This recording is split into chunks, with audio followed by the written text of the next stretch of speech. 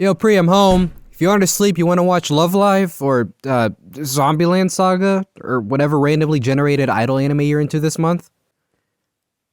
Pre? You here? You awake? They're not in my room using my Crunchyroll. And they're not here either. My weekend ended up being nothing special. My housemate, better yet my alternative slightly evil, slightly jerkish, slightly adorable being slightly younger self Pre wasn't home. Something that's a bit out of character, but they've done this before and they had their reasons back then. I didn't have much time to question what they were up to. After all, I had to make plans for the upcoming school week. So my weekend chugged along. Nothing particularly special happened, and before I knew it, it was Monday again.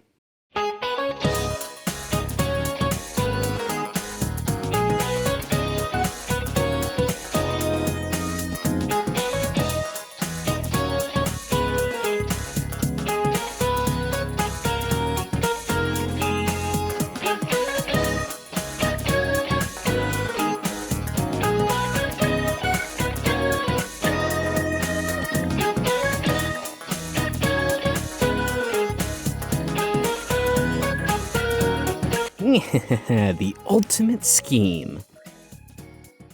Do you love me?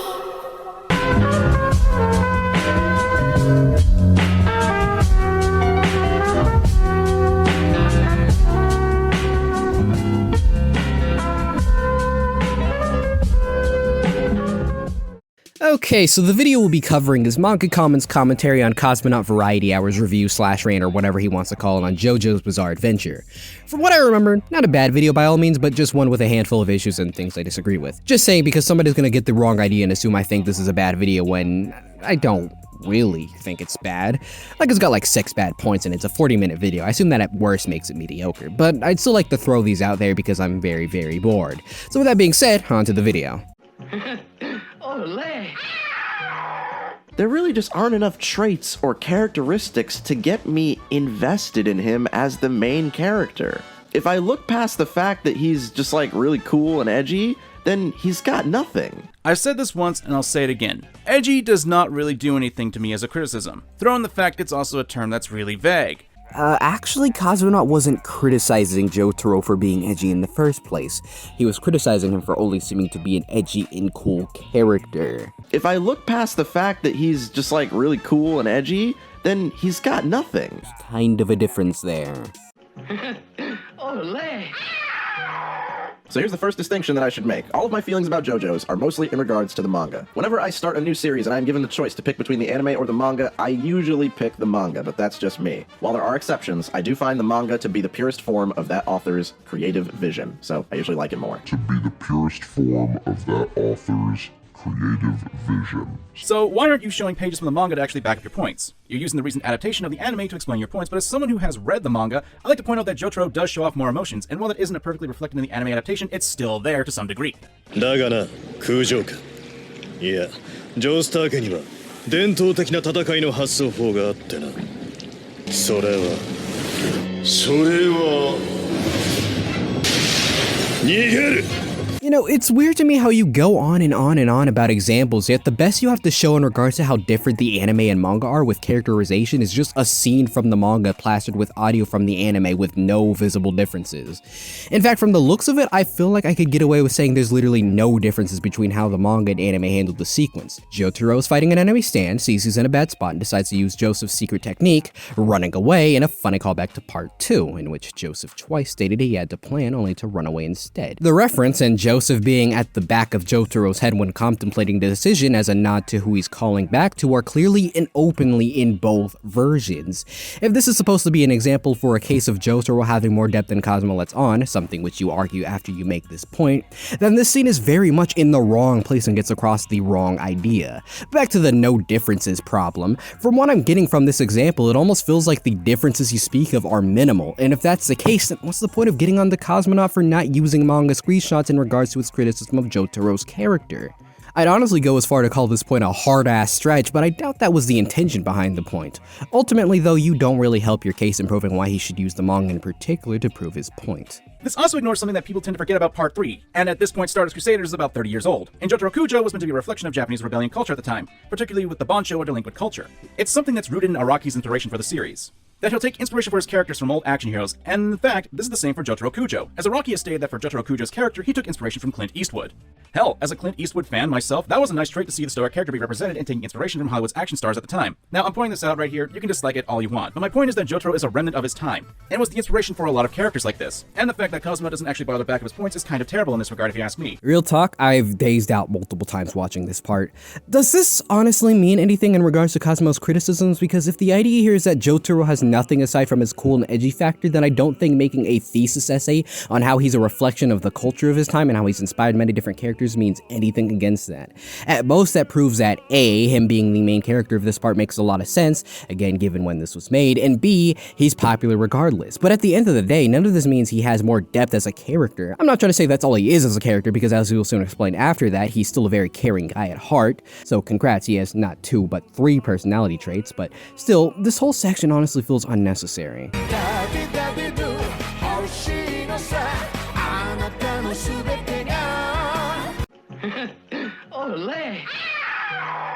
The problem is, I think you can categorize most JoJo's characters in one of 3 slots, and the crazy murderer. But sometimes, the crazy murderer might turn into a funny, cowardly character. Wait, Speedwagon was cowardly?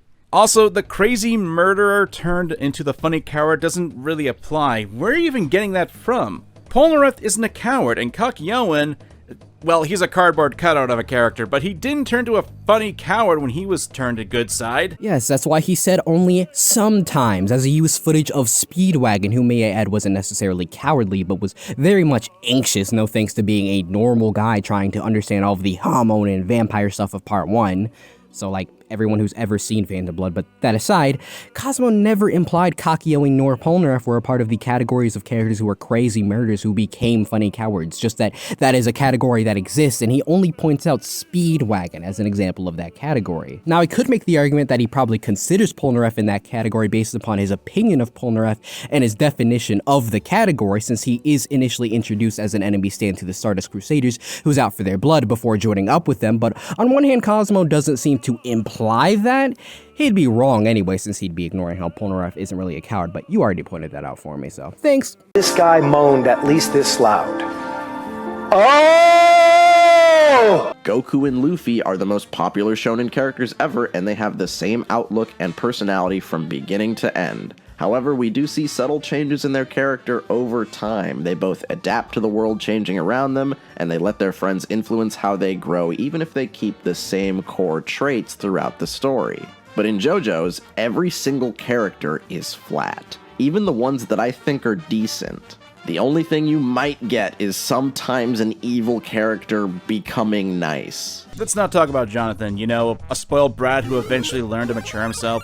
Or Joseph, the guy who was playing around until he learned the actual seriousness of the Pillarmen, and although he didn't lose his creativity and fun attitude, he still took Wambu's pride seriously in their final duel. Okay, the Jonathan thing is debatable. I wouldn't say his development between his time as a kid and adult are really major, and I wouldn't call him a spoiled brat in the first 3 episodes either, just not as well-mannered as his dad wanted him to be, and he changes from not that well-mannered to full-on gentleman off-screen between episodes 1 and 2, by the way. But again, debatable. On the other hand, though, I hard disagree with the Joseph example, because Joseph always took the situations he was faced with in part 2 seriously. Sure, he was hella jovial about everything and always played the situation up with his brand of comedy and trickery, but from the offset, when he heard Straits killed Speedwagon, his uncle figure, he was far from a happy man, and the moment they first made contact, despite showing that jovial attitude initially, he established his anger towards him by shooting him with the Tommy gun, which, by the way, he willed out of somewhere. He then went on and fought El Sarmiento, Santana in the Japanese version, and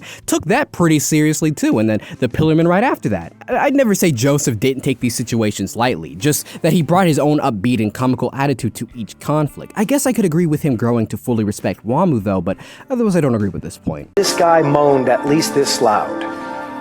Oh! And to further show how lame and forgettable the characters are, most of them die unceremoniously. I find this to be grossly vague to refer to their deaths as mostly unceremoniously. Anything can be characterized like this, especially when you don't actually provide details. Like, let's talk about Avdol's death, because that's the one you're showing and because you seem to be allergic to context. To me, Avdol's death wasn't unceremonial. He literally sacrificed himself to save Polnareff and Iggy from a direct stand user's attack. Which, by the way, they're in Dio's compound. You know, the final boss stage, the place that's most dangerous and would obviously have the strongest stand users at the time. Oh yeah, not ceremonious. But a character who sacrifices himself in enemy territory to save his friends is what you consider to be unceremonial? Okay, lovely stuff. Okay, I can't cover this entire section because I'm allergic to part 4 through 8 spoilers, but I think you need a dictionary because unceremoniously can mean that something happens in an abrupt manner, i.e. the death of Avdol. The scene which you use, Avdol sacrificing himself, happens extremely suddenly and the audience has little time to process the events or even the idea that he actually died. And also, just because he died to one of the strongest stand users in the area doesn't mean it was unceremoniously. Though at the same time I do disagree with the idea of this being an issue since it does demonstrate the fact that death on the battlefield is usually quite swift and happens unpredictably, and all 3 deaths, that of Avdol, Kakyoin, and Iggy, happen in the midst of battle, giving the characters little time to fully mourn their deaths. I say this partially to elaborate my thoughts and partially because this is what I wish you would have argued, but who cares? A lot of the deaths in JoJo's are simply there for shock value, and that's not even counting how many fake-out deaths. Ironic, coming from the guy who defended Joel's death in The Last of Us Part 2. Which, by the way, the definition of shock value is to elicit imagery in order to instill negative emotions. This is a criticism that you can say all deaths in media can be attributed to, since that's the point of characters dying in the story. Han Solo getting stabbed by his own son? Oh, we're supposed to hate his son now because of how he killed his own father!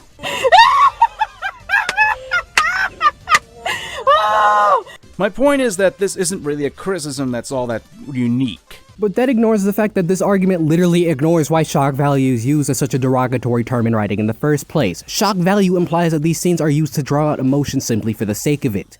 Yes, when you look up the regular definition, it's much more general and you can argue anything can be seen as shock value, but that outright ignores the fact that in general people see shock value as the idea of what I said 2 sentences ago. Things aren't as concrete as they appear sometimes, okay? Anyways, I covered everything I wanted to cover here, so I think I'm done with this. As I already said at the beginning of this video, I think it's fine overall. Just as somebody who both disagrees with Cosmo's video and is also a Cosmo fan, I really think this could have been a lot better in some areas. In general, I find a lot of the points in regards to part 3 that I didn't cover simply debatable, but due to circumstances, I just couldn't say much about it here. But that's not to say this video doesn't have good points, of course. Hell, I didn't even touch the diamond is unbreakable to the Italian part. Hear that, Key? Maybe we should try, finishing it. But still, that's all I have to say here. That's all. Well, that was a letdown. I thought we would have some sort of secret message or something like that coded into the video, but I guess it was a random video they left in the room before they left.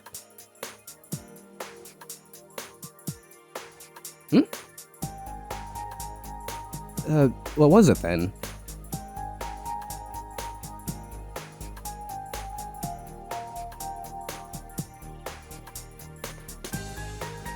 Oh. Fuck.